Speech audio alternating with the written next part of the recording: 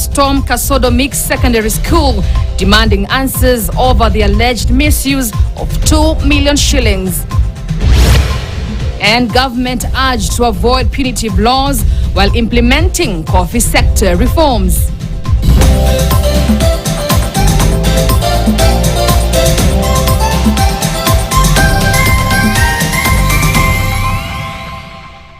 Welcome to the broadcast.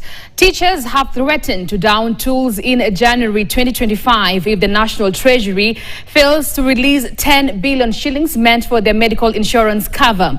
The Kenya National Union of Teachers, NAT, Kiambu County Secretary General Samuel Mwiruri expressed frustrations over the delay, noting that the medical cover is traditionally renewed every November. Mwiruri lamented that teachers are being denied access to medical services despite having deductions made from their salaries for the insurance. He warned that teachers will not report to work in January unless the funds are dispersed promptly, demanding immediate action to prevent disruption in schools. This is money that was deducted from teachers' pay slip, and it is the cover is negotiated between the employer and the teachers' union. So that is why this one cannot be taken by the government, because already we are paying SHA. We pay 2 insurance covers. We are comfortable with that, and the SHA only covers the bed only, whereas the minute covers the insurance of the teachers to a tune depending with the grade. Some are covered as much as 1.5. Evacuation, even to other countries like India, we have evacuated the teachers. And so what we are trying to say is this one must remain as it is, because it is negotiated and it is in our agreement with the employer. The issue is very sensitive and it must be taken very seriously, because if this one is not done, if the money is not remitted by January, then the teachers will go to the streets. As we are speaking, all the branches in the country, they are up in arms about this issue. And I'm telling you, all the executive secretaries have told the Secretary General that if this money is not remitted by January, then the schools will not open until this money is released. It is the one that has covered teachers for the last 15 years. Since the medical allowance was taken by the government for this insurance cover. Elsewhere, more than 160 families in Banana, Kiambu County have been displaced after heavy rains caused flooding on a Thursday night. Residents attributed the recurrent flooding, which has persisted for over 4 decades, to encroachment on waterways and inadequate drainage systems. The Kiambu County government deployed its disaster management team to address the crisis. Fire engines were used to pump out waters for affected homes, while excavators and backhoes unclogged blocked drainage systems as a temporary solution.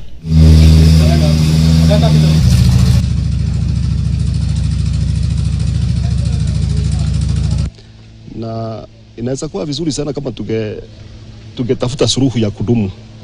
Sasa hii mtaro kama mahali inafika maji inakwama, serikali tafute namna ya kuongea na wenye mashamba sasa ndio mtaro iwe ya kupita ifike mpaka kwa mtoroka, yani ikuwe na nini, maji kuwe na mtiriko mzuri, ifanye nini na iwache kusumbua watu. Hiyo inaenda inakwama, inaingia kwa boma za watu. We need an open culvert all the way from Banana down to the other end of the village.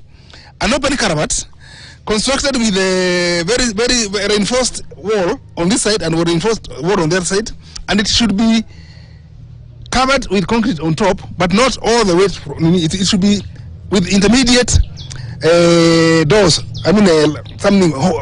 Openings, so that if it blocks, one can enter and can come out to the other side. The volumes for today's were huge, more than the drainage system, and therefore you can see what happened. The effect is that it overflew. The governor has already commissioned a study, and we have already done a bit of some surveys.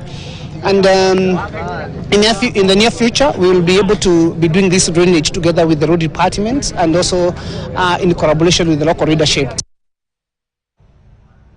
Right, the Kenya Peasants League has called for transparency in the use of climate change funds sent to compensate affected countries.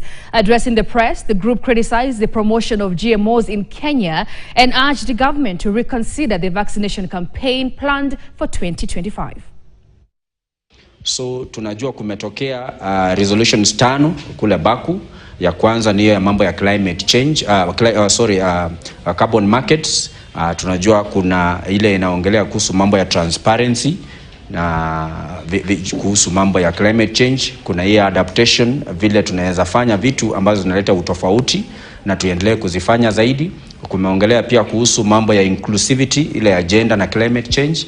Alafu ya mwisho ni recognition ya indigenous communities na indigenous people na communities zote kwa ujumla kuhusu mambo ya climate change.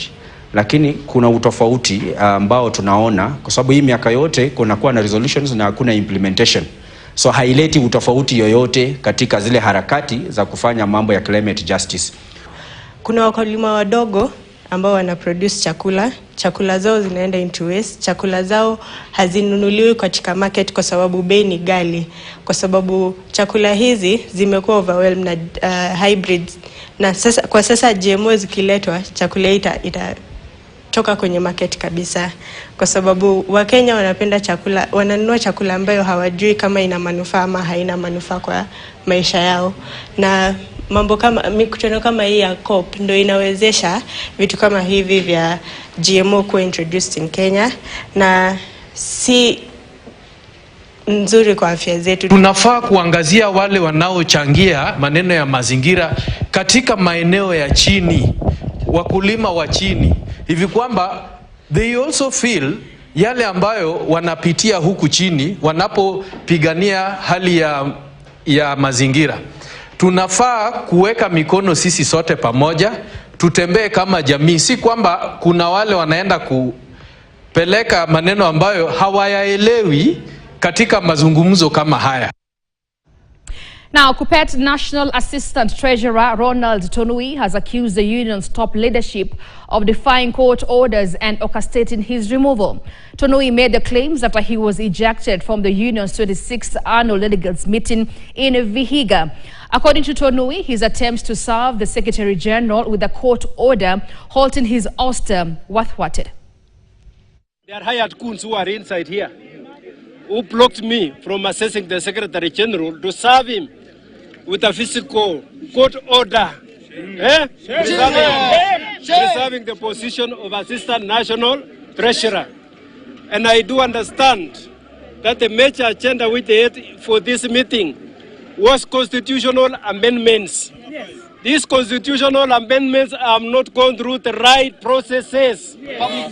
KUPPET belongs to the members, yes, the teachers of Kenya. Yes. And these recommendations or the proposals which have been tabled here, yeah, has not been tabled in all the 47 branches of Kenya. Yes. Yes. For members to give their input. As teachers of this country, we will regroup in our own way and make our own constitution. The constitution they have made today is a constitution for the retirees. Yes. They wanted to remain in office until they die. They changed the constitution from the 60 years retirement age to 65 retirement age. They are now removing the 65 retirement age so that they stay in office until they die. This is unfair.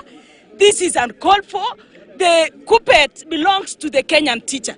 Kenyan teachers' feeling should be felt in the constitution amendment, whereby at the end of the day, the Kenyan teacher will be comfortable and happy to be in KUPPET, because us, we are supposed to be representing the Kenyan teachers. For example, us from Kericho County, we are supposed to represent the voice of the teachers of Kericho.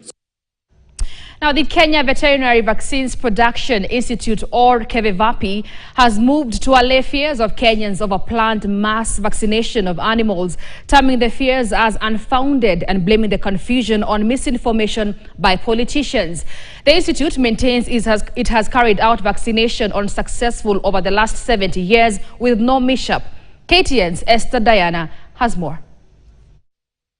The officials who took journalists on a tour of their labs and production facilities sought to allay the fears that have been expressed by the public and farmers who fear an ulterior motive for the vaccination exercise. They are urging farmers to ignore the allegations and to instead focus on the message being articulated by experts. The source of the vaccines will be from KVVAPI, and this is our own Kenyan manufacturing establishment. Actually, we have been underproducing for the last quite number of years. We have been operating at below 50%. And this is because of the demand. We have more than 3 million doses that are ready for rollout. Recently, other stakeholders, including the Kenya Veterinary Association, themselves experts in the vaccination process, expressed reservations about the exercise and asked for its postponement until more civic education could be undertaken. We are here to confirm that the country is ready, the country is capable of producing vaccines and will not run out of any stocks. According to the Institute, the vaccination is aimed at combating transboundary diseases such as foot and mouth and PPR. Billions may already have been spent by the government in development and procurement of vaccine materials. We are looking at a rollout that will require quite a massive mobilization of resources.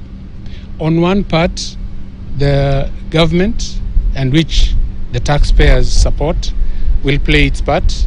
Kevevapi says that since the pronouncement by President William Ruto in June this year, the veterinary service has been able to deploy 700,000 doses to vaccinate animals in Kitui, while Wajir County received 800,000 doses. Other counties that have already been vaccinated are Embu and Tharaka Nithi. I will not come to your home and force you to get your animal out. It's your choice. Because if you end up having the disease in your place, for sure, and the animal gets to a market, you can imagine we'll have to close down that market, we'll have to quarantine the whole area. With government adamant about continuing vaccination, Kevevapi is also pointing out that the exercise is not mandatory, but also terms it a really necessary step to secure the country's herds. This exercise today points to how adamant the government is towards ensuring that the nationwide vaccination of livestock takes place. This is despite the aggressive pushback from the larger masses owing to the concerns raised by experts, but which the government has failed to address. Reporting for KTN, I am Esther Diana in Nairobi. All right, thank you, Esther, for that report. Now, Deputy Traffic Commander Jifenalis Barasa has led a road safety inspection operation along the Mombasa-Nairobi highway in Voi. Several vehicles, including PSVs, trucks and private cars, were impounded for non-compliance with road safety regulations. Stranded passengers expressed frustration, blaming NTSA and traffic officials for the delays. They argued that the inspection should have been conducted at the company offices. Around this time, trying to make more trips than normal, just because they want to at least make a catch around this time. So our presence on the road, in one way or the other, tries to prevent those so many trips being made by one vehicle. The purpose being that we want our passengers to reach their destinations safely. So we are out, we are doing joint operation with NTSA. Basi lakini hii changamoto ni tumeipata kutoka saa 5, tumekuwa kwa jam, tumechoka, tumekuja Mtito wa Ndei, gari ikawa na pancha, na ndio hii hapa tumesimamishwa na serikali. Sijafurahia hii safari kabisa. Sijaifurahia. Mimi ningekuwa na wito kwa serikali niwaambie kwamba kama ni gari ni kuangaliliwa kama ziko sawa, waangalilie zikiwa kwa kampuni. Juu sisi kama abiria hatuwezi jua gari iko sawa ama iko sawa. Sisi tunakuja tunalipa ndio tuelekee kwenye tunaelekea. Lakini sasa kama sasa hii tumelipa, angalia tuko hapa tuko hivi, kila mtu ako na shughuli na hakuna mahali tunaweza enda kwa sababu gari tumeambiwa haiko sawa according to NTSA. Right, and just a reminder that we should keep safe during this festive season as you travel, because we surely need you in 2025. Weekend at 1 takes a very short commercial break. Please stay with us for more on the other side.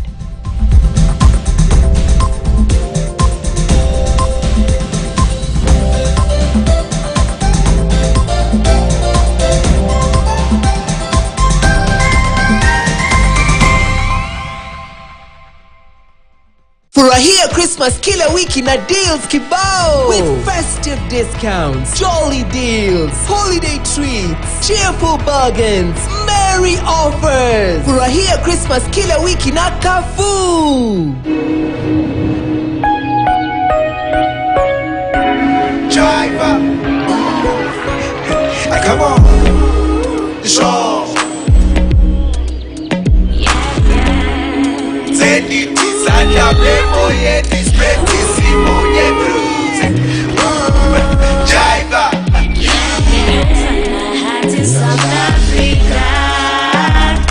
Oh, how I love South Africa.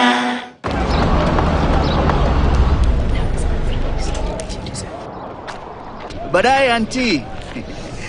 Mkuu, umetufikisha home poa. Asante. Pia wewe pata kakitu ikufikishe home.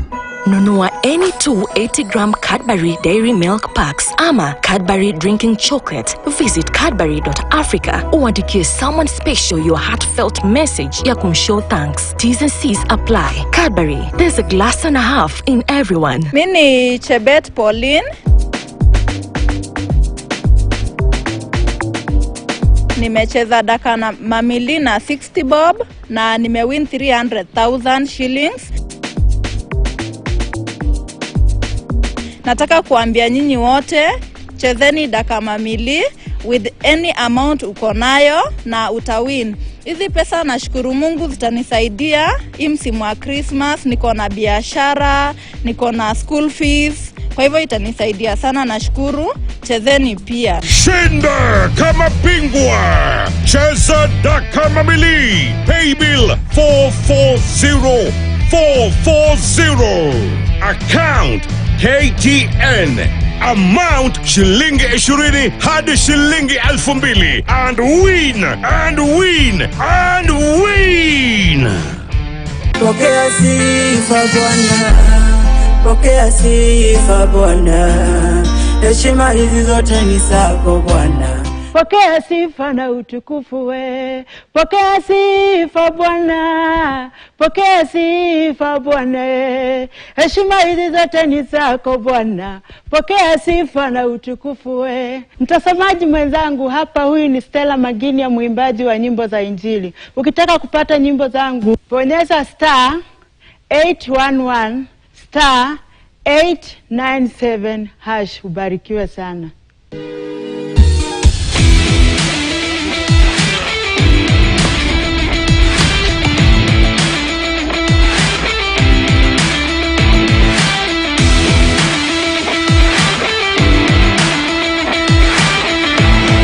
Breaking defenses.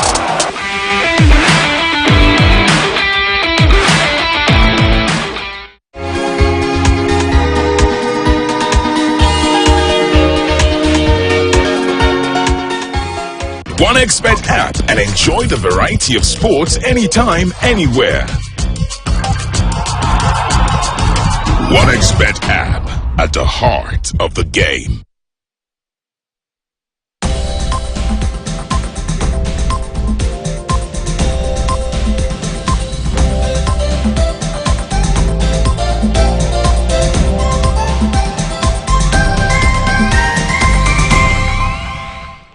Welcome back and thank you for always choosing KTN. Let us continue. Tension was high at Kasodo Mixed Secondary School in Migori County as parents and stakeholders confronted Principal David Okech over the alleged misuse of 2 million shillings meant for laboratory equipment. The Auditor General's report indicated that the funds had been spent, yet the school still lacks a laboratory. Principal Okech denied the allegations, presenting receipts and delivery notes as evidence and accusing the Auditor General's office of failing to verify the claims. Area MP Paul Abwor, who facilitated the funding through the NGCDF, expressed disappointment over the findings and called for accountability. Parents are here, other stakeholders are also here to come and ascertain whether this is true. But it is very wrong on the part of auditing office of national government CDF to claim that there was no delivery. The officers, the audit office, they never came to my school. I am not aware of them coming or even contacting me after they had released them, being that they never contacted my office or myself to get to the bottom of this issue. Whereas they say the equipment was not delivered, it was delivered, and there is a letter to show for that, and it was received by the then principal. They need to do thorough audit processes, make visits to specific areas that they want to audit, and ensure that every component of the audit is actually ascertained before they jump into conclusion. There's absolutely nothing wrong in availing laboratory equipment to assist learners get equipped for exams.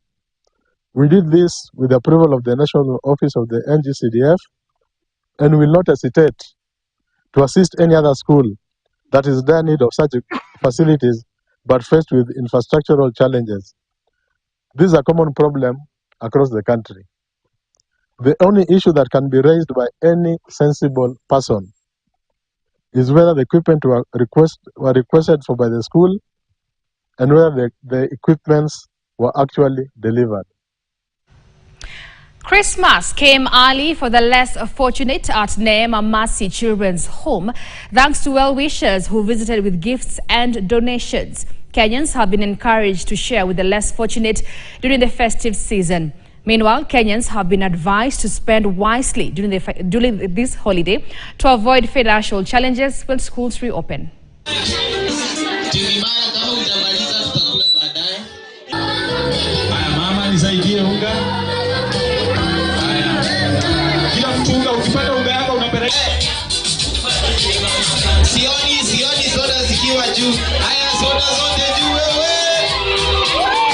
Kwa hivyo imekuwa ni sherehe kubwa sana tukiwa pamoja na hawa watoto, kwa maana tunaamini ya kwamba wakati mwingine tunaweza kuwa katika mambo ya sherehe zetu, lakini tukasahau watoto kama hawa ambao mimi nilipowasikiza hapa nilisikia kuna watoto ambao hawana wazazi, wengine wametelekezwa na wazazi wao wakawaacha. Ni vizuri tunakumbuka watoto kama hawa. Mungu awabariki sana, na pia kazi zao Mungu aweze kuzipanua zizidi kuongezeka.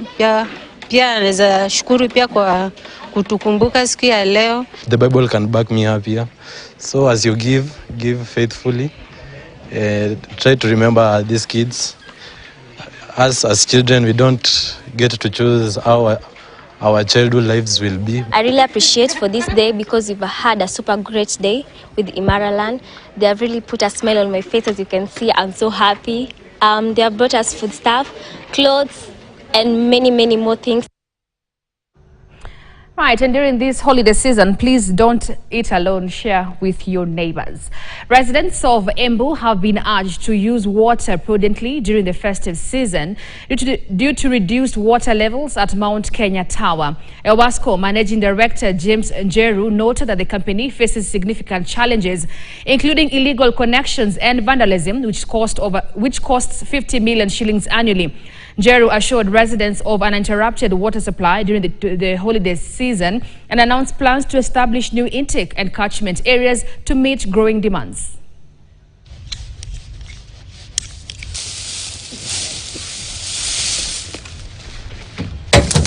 Mvua kama itaendelea kunyesha, kama itanyesha katika siku ambazo zimebaki mwaka uishe, inamaanisha tukianzia mwezi wa Januari viwango vya maji katika mito zitakuwa zimepungua, na hapo kuwa na njaa ama upungufu wa maji. Na kwa hivyo ningeuliza watu tafadhali waweke mbinu za kuweka maji na waweke mbinu za kutumia maji kwa njia inayofaa, ndio tusinje watu wengine wakakosa maji. Lakini hata hivyo tunajaribu juu chini, sababu tunataka kupanua zile sources zetu ama chanzo za maji zetu, ambapo tunataka kufanya intake nyingine pale pande ya Kapingazi, ndio tuweze kutuongeza katika viwango vya maji. So tungeuliza wananchi at least waendelee kushirikiana na sisi, na mwaka ujao tunataka kutengeneza ushikamano mzuri sana, ambapo tunataka kushirikiana na nyinyi. Tutakuwa tukikuja mashinani tukaweza kushirikiana vizuri sana, na tukaweza kufanya kazi pamoja ili kuhakikisha tunapata huduma inayofaa na tunaweza kuongea kwa karibu na kusonga kwa karibu. So tunawatakia Christmas njema yenye furaha, yenye mafanikio, na mkuwe na kila la heri. Matters Coffee and Kirinyaga Central Member of Parliament Gashohe Gitari has cautioned the Ministry of Cooperatives against coming up with the punitive circulars and directives touching on coffee farming, milling and sales without proper engagement with the farmers and cooperative societies. This comes in the wake of Ministry of Cooperatives circular directing Nairobi Coffee Exchange to embark on all payments to coffee growers through direct settlement systems to their individual banks, SACCOs and M-Pesa mobile money accounts. The legislator noted that any exchange that has passed through this facility is to the excess of 4 billion, almost equivalent to the money that comes from national government to run the entire of Kirinyaga County. So it's a facility that we would like even the government to support, and I would plead with the leadership of the cooperative, starting with Mheshimiwa Paranya, to actually physically visit this, and the PS Kiremi to come and visit and see whatever is happening on the ground, so that when we are making decisions, we make decision from a point of information. This being a new mill, it was interesting how we started, and we were able to compete with the giants that are there, and we were able to compete with them effectively and delivered coffee for sale, including export, to Nairobi Coffee Exchange, and it was only time. And like you've read through the media there before, the reports that were there, Kirinyaga was the first one to pay as a county in general, and now equally they paid the highest rate last year based on our operations in terms of efficiency. We brought the cost of production down, of milling coffee down, and that is one of the reasons Kirinyaga was able to pay some of the best coffees or prices that have not been registered in the years. Moving on, leaders from Tana River County have called for cooperation between the national government and the county leadership to foster development. Led by Senator Danson Mungatana, the leaders emphasized that unity and joint efforts are crucial for progress. They also urged residents to collaborate with their leaders and called on the national government to continue providing special assistance to the county to spur development.